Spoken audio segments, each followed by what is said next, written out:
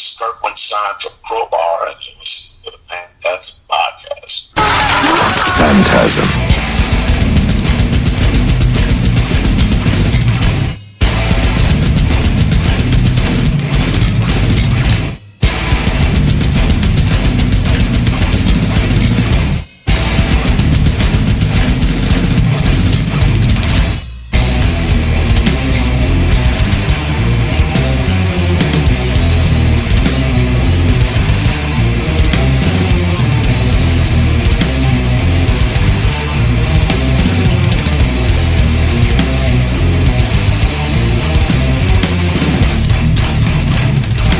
Hi, this is Dr. Vincent West with the FANTASM Podcast, and I have one of my favorite people on the podcast today. I've been wanting him on all 7 years we've been doing this podcast. We've got Kirk Windstein from Crowbar. How are you doing, sir? Oh, doing good, thank you. Thank you for doing this, man. You and I share two things in common. We both love the NFL, and we both love Michael Schenker. So I'm so excited to have you on today, man. I'm a huge fan of the band. Thank you for doing this. Oh, thank you for having me. Awesome, man. So Zero and Below is out. It's a killer record. It came out March 4th, and we're going to be talking about that today with you. Killer. Awesome. And you guys are on a tour with Sepultura, Sacred Reich, and I know I'm forgetting somebody, and I apologize. Art of Shock. Art of Shock. That's awesome. So you guys are touring right now, too. How's that going? Oh, going great. We did Oklahoma City last night. I think we just pulled up to the venue in Houston today. But everything's going good. All four bands are kicking ass. Everybody gets along real well. So it's a really good package, and the tour's going great. Awesome. Yeah, that is. So let's jump into Zero and Below. You released a couple of music videos, The Chemical Gods and then Bleeding from Every Hole. What can you tell us about those tracks? Chemical Gods was the one we chose as the first, video/single. We thought it was kind of, right down the middle. It sounds like classic Crowbar, maybe just, eased up a little bit, but we didn't want to, the album's very diverse from song to song, and we didn't want to, do a long, slow, neat one or one that was, something that might catch people off guard. So we felt like Chemical Gods was a great selection. Sure. Bleeding from Every Hole, classic Crowbar, kind of hard beat with the heavy breakdown part on during the chorus. Killer slip through during the chorus. So we felt, it was two great examples of where we're at right now in our career, and two great examples of what to expect from the Zero Below record. It's such a great album. Is it hard for you when you guys go on tour to pick tracks to play from, especially when you're promoting a new album, when you go back to pick classic tracks as well? Yeah, because I think at this point, after 12 albums, I think we have something like 136 songs. Right. And, last night we played 9 tracks. So, it's like, it's really difficult. Of course, we're out to the record, so we did Chemical Gods, Every Hole in the set, every night on some more. It gets to the point where it's like, we don't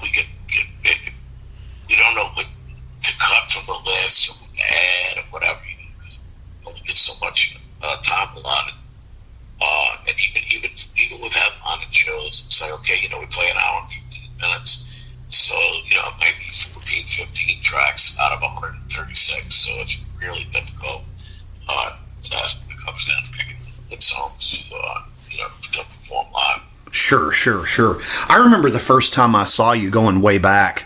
I saw you guys open for Morbid Angel on the self-titled album. That was the first time I saw you guys. So. It's been a while. Yeah, it's been a minute. I've been a fan for a minute, so I bet it is hard to go back and pick those tracks and stuff. Yeah, because there's certain songs, like All Out, I Gate, Planets Collide, like we have to play every show. Sure. And I said, we're out on the record, so we want to put some new tracks in, and it's impossible. We're not even able at this point with this particular tour, we can't even do one track from each album. Right. Not enough time in our set list. Sure. But anyway, it's a great live set that we play, and it's tight, it's heavy, and you can enjoy it big time. Awesome. So with Zero and Below, when did the writing process begin for this for you on this record? We finished up the second leg to the COC. I think we actually got home like August 30th, 2019. Uh-huh. And, we pretty much went right in, straight into writing mode. And by February of 2020, it was the whole Zero look was completely written, completely recorded, mixed, mastered, turned into the label, the whole 9 yards, ready to roll, get on tour. And then, of course, COVID hit, so we had to delay the release of the record literally 2 years. Yeah, that sucks. Did you all record the whole album in Louisiana? Yeah, we did it in the recording, which is what we've done the last few. That's where I got my solo record with Dwayne Semino engineering, and he really nailed it on this one. The production is fantastic on this record. So it's we're all comfortable at the studio working with Dwayne, and he's really becoming an important part of our sound, and he's just a great friend, and he just keeps getting more and more talented as time goes on. Look forward to continuing to work with him. Awesome. What can you tell us about the track "The Fear That Binds You," the opening track of Zero and Below? It's just hard, and Crowbar, initially I had written that riff on the riff, or really the kind of like half of the song.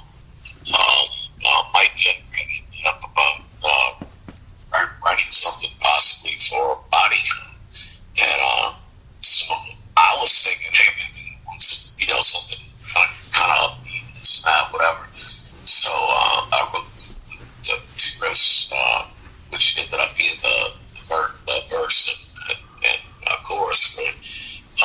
But they wanted more doom type stuff, which I really didn't.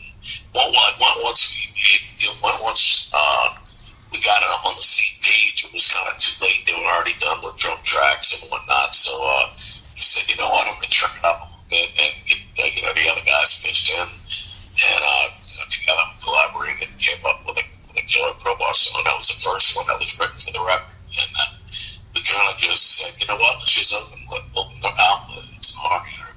It's got upbeat stuff, mid-tempo, slow stuff. It's got halftime stuff, so it's a great example of where we're at with Crowbar right now. It's such a great way to kick the album off.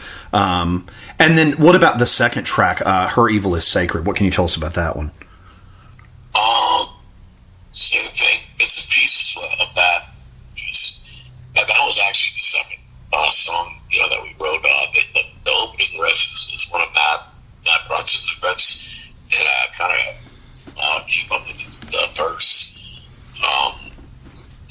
riff, and just the same thing. It's like we're really starting to learn to collaborate. Matt and I've been a long time now, but Shane has been helping out as well, coming up with killer riffs here and there. Really learned how to really the record was put together very quickly. It was not for lack of. We took our time. It wasn't like a rushed thing. There was no time schedule, no anything. Because when things are clicking, they're clicking. And, sure. Just keep the machine moving, and that's kind of like what we did with that track as well. Awesome. And then what about the next track, Confess to Nothing? What can you tell us about that one? That's a drop A, like normal standard, and that's a drop A track, and the opening track, the opening riff, of that one is one of Matt's riffs as well, and then it's a killer riff. Give me a minute, and I kind of wrote the verse and everything off of the inside, and that's what we like to do is, if somebody comes up with something, a lot of times I want to come up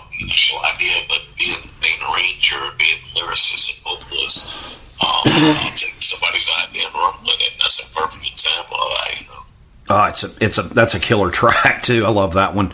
And then just musically, what about Chemical Gods, the next track? I came up with the main riff, opening riff, whatever you want to call it, and the middle section was, got to a part, the point of the song where, all right, this is killer. It's got a great groove. It's heavy. We're loving it. We need something else. And Matt said, man, I got a riff. And it was the middle section. So, that was a perfect way to kind of get with the song arrangement. Just have the song, take you somewhere else. Like you totally get, when you get to that point of the song, it's like a total shift of gears, and just brings in a whole new element to it. So I laid a bunch of songs on top in the studio, and it's a real, pretty piece of music. So it's a great way to break it up, and then we kick back into the main, riff toward the end there, and it's even, heavier and more aggressive than the beginning of the song. It's such a great track. And then the next track, Denial of Truth, what can you tell us about that one? That was intentionally written.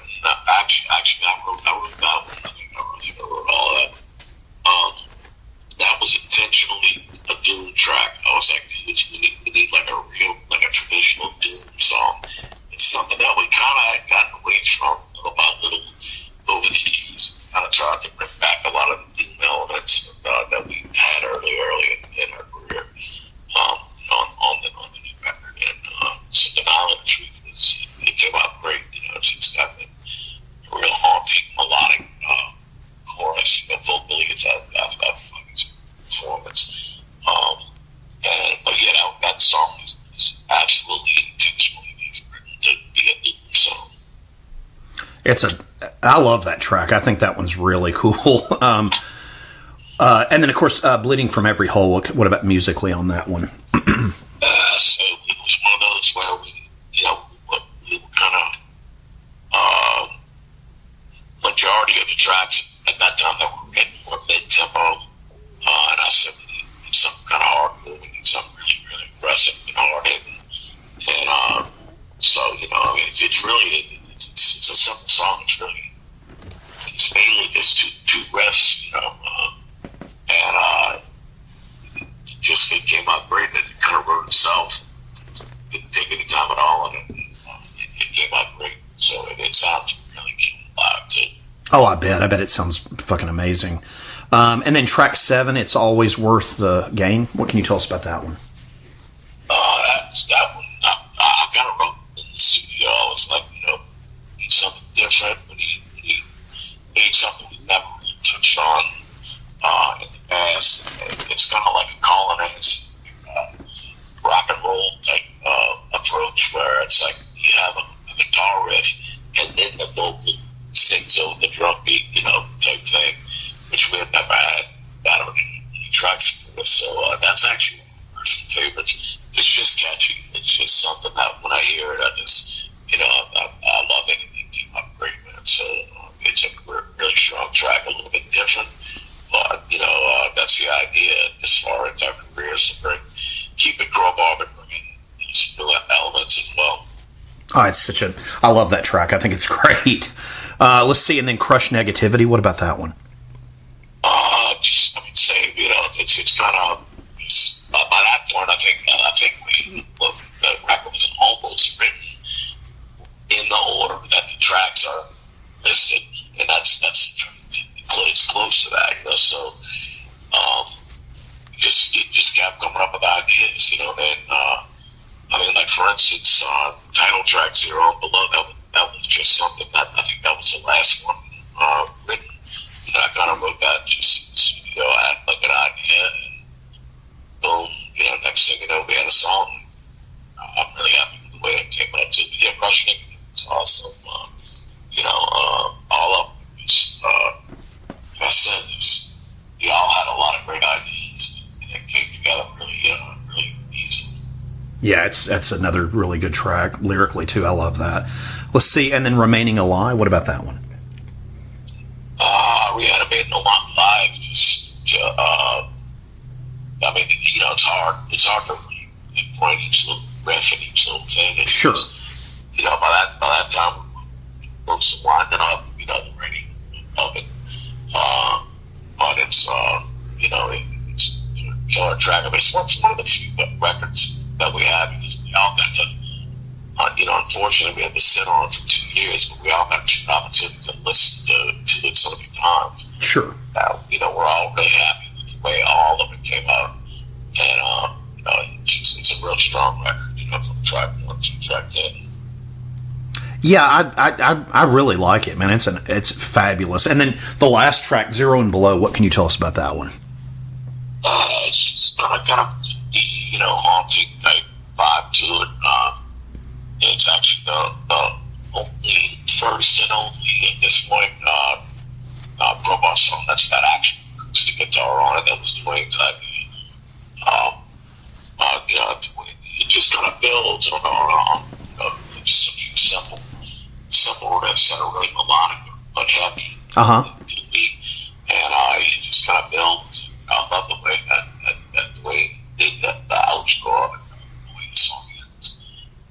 He just kept taking away things, you know, and you end up with the you know, guitar part that's really, you know, a beautiful riff. So it's just a great classic, you know, song. It's such a fabulous record, man. I love your all's records, too, because it's not like a track thing for me. It's like the whole thing. You take in the whole new Crowbar album, you know. And you go back through any of your catalog, and I love that. Every time you get a new album, it's like, okay, what have they done this time? And it's so solid. And you guys always put such good stuff, so thank you for that. It's so awesome. Yeah, of course. Can you tell us about the cover art for Zero and Below? Actually, I can't think of the guy's name. He's done artwork for Reed and Slayer and I think Testament and a bunch of bands. Jamie Jost actually got with the guy and kind of came up with the concept. And it just fits, you know, because the whole Zero and Below thing is just the whole vibe of the record to me. It's kind of, for some reason, it's kind of like a wintry feel, which I like. It's kind of cold and dark and you know, doomy and the artwork. He did a great job with the artwork, and it really fits. You know, to me, it looks like the record sound, and that's important. Absolutely, yeah, it's fabulous, man. And I've got to ask you about this. So, as far as like touring, when you guys finish this, do you have any plans after that? What you guys are going to do, Crowbar West touring wise? I mean, depending on what the heck's going on. I mean, we're supposed to the Sevens are Cigarette Crowbar in November, so we're hoping for that. We got some stuff in the summer and in the fall as well that we're working on right now. It's just, you know, things are a lot better, but things are still up in the air. You know, sure. Got some down shows, a few one-off shows here and there, but you know, things are still up in the air. We're trying to get something in July going. Nice. And really, I mean, you know, it's been so long for us, you know, the band members, that we're to the point where we're like, you know, ready to start writing the next record. You know? Oh, okay, sure, yeah. In 2 years, you know, so we're hungry to start writing. I was going to ask you too. So let's talk Saints football here, man. You're a huge fan. Sure. I saw you guys one time with Goat Whore a few years ago. It's been several years back now, I guess. And you went on some kind of like AFC South. I was like, God. I mean, I love it, man. I love your enthusiasm. I'm a huge football fan. I love it. Tell me what do you think about the whole Sean Payton leaving thing? Tell me about that. I mean, I think it was time. I mean, that they did what he could do. You know, I mean, considering, you know, I mean, that really when Reese retired, it was just kind of, you know, we're in a whole another realm of everything right now with Saints football, and I really don't know what to think or what to do. I mean, it's so odd to not have Reese. You know, you always felt like you had a chance with him. To me personally, I don't think James Winston is an answer. Although he was doing well when he got hurt. Sure. And apparently he's our guy. I personally think we should have tried to draft up and get a could potentially be a franchise quarterback. I mean, I know the kid from Pitt is. Pickett? Really good. Yes. And I was hoping to try to actually, trade up and him. And, if you have a year or two where he's got his, he's learning and he's young and whatnot. But I mean, myself and all my friends are the Saints fans are like, if that kid ends up being like a, star franchise type quarterback somewhere and we didn't try to get him. Because I just don't see it. It's like, and then I found out the other day we signed Andy Dalton. Yeah, I saw that. But I mean, it's like we just don't have went from having a superstar quarterback, franchise guy, lucky to have for all these years, to just everything is just unclear right now. We don't know, we really don't know. Lost Armstead, one of our offensive tackles is amazing. He went to the Dolphins. Yeah, he went to the Dolphins. Yeah, just retired, and it's just like is Michael Thomas going to actually play well? He didn't play one down last year, and he was hurt the year before, and he's making $1 gazillion, and he hasn't done shit. So he's really up in the air. Like as far as what we believe, does he have the talent? Absolutely. There's a reason he caught more passes than anybody in the league for 2 years in a row. And was a Pro Bowler. Are you talking about Thomas? Yeah, Michael Thomas. Man, he's a monster when he's on the field. Well, yeah, but I mean, he didn't play it down last year. Oh, I know. He's got a lot to prove. To us, it's like, okay, is he going to step up and be what he is getting paid to be, or right? Is he just did he just want the money and he's just done? So right. We'll see. So it's going to be the Kamara thing's a mess too, Kirk. You know it. What's that? The Kamara mess. That's all. Oh God, yeah, that was just that sucks, dude. He's such a great back too. Yeah, no, he's awesome. But I mean, that was just totally, I mean, whatever. To me, I mean, he deserves to be in prison. Sure, it's crazy. So who knows? I mean, Godell always worried about his money and ratings and whatever. I mean, he made, suspending for a year or 8 games or whatever. We don't know, but I mean, he kind of fucked his whole career up, in my opinion, which is really sad. I was surprised you all didn't trade, and again, I don't want to step on your toes with this. You're a big Saints guy, but I was surprised from a franchise that y'all didn't try to get what's his name from Watson from the Texans. We did. They did. Oh, okay. Yeah. In fact, we were one of the few teams that he apparently met with more than once. So he basically strung along the Panthers for well over a year, kind of acting like he really wanted to go there. Uh-huh. We tried everything we could to get him, and then he ended up, in Cleveland. So it's just the nature of the business. He's probably going to get suspended still. They're saying. It's very possible. Although, I mean, it's hard to suspend somebody when there's no legal oh, I know. Action being taken against him. Kamara's a different thing. Sure. He fucked up. He's guilty. Right. There's no ifs, ands, or buts about it. Well, to talk to you just as a football fan, I kind of feel like the Texans maybe over-exaggerated some of the stuff just to get him out of there because they were mad at him for wanting to leave.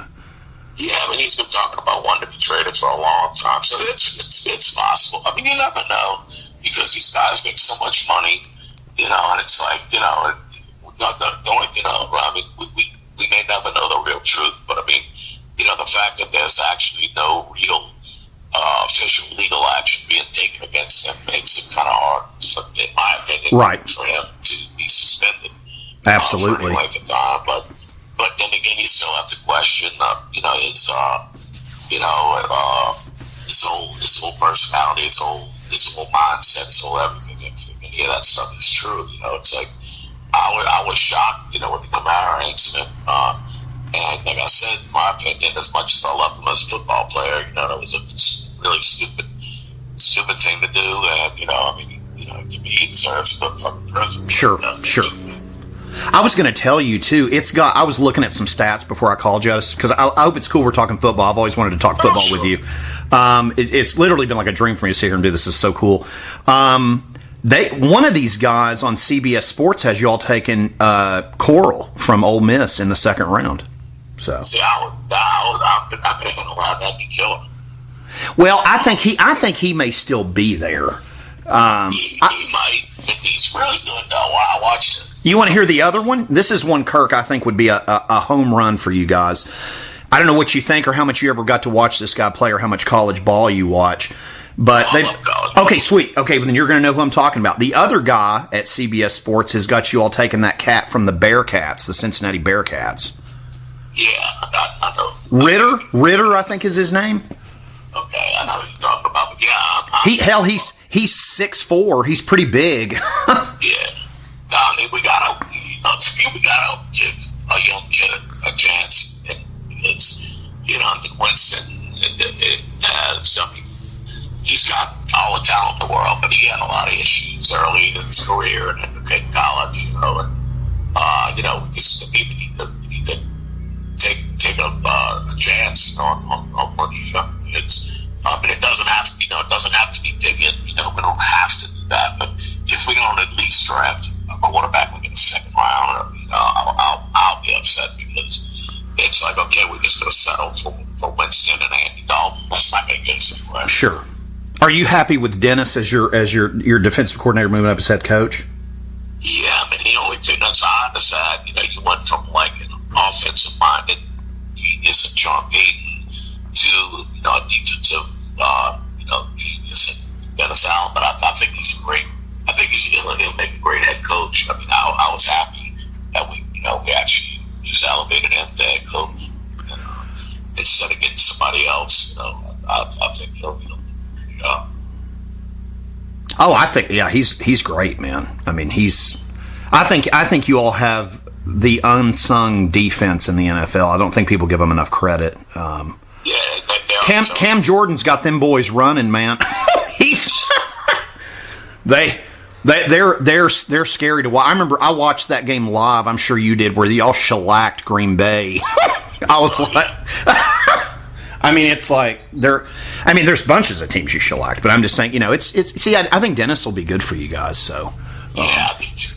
So I mean, there's a lot of things to be optimistic about. My biggest concern is quarterback and the Kamara situation, and then is Michael Thomas going to step up and play a full season, be extremely productive, or is he just done?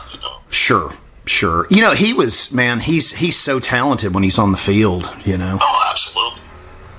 You can't guard Mike. No. I mean, he's just going to take come when he's healthy and playing. So it's for the best of him.